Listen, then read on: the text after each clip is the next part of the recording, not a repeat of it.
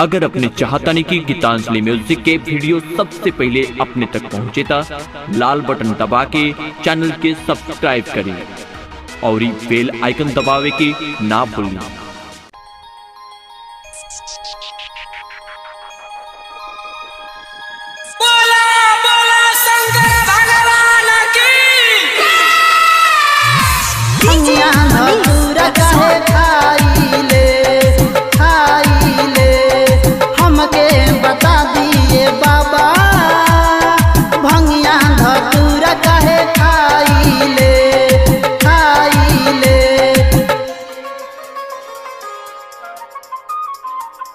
हमके बता दिए बाबा भंगिया धतूरा काहे खाइले, भंगिया धतूरा काहे खाइले।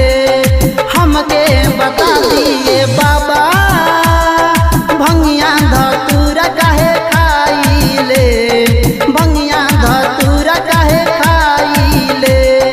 मेवा मलाई पसंद नहीं आवे, मिर्गा के छाला लगाइले।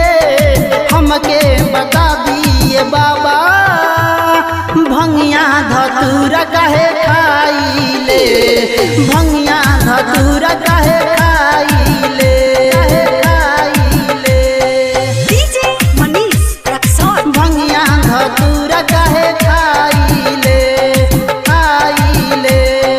हमके बता दिए बाबा भंगिया धतूरा काहे खाइले, खाइले, खाइले।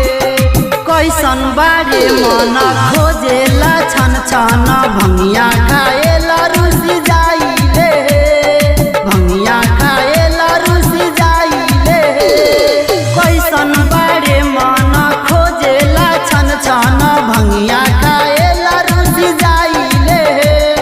मिले न भंगिया करिले न धनिया, मैया के कितना सताइले।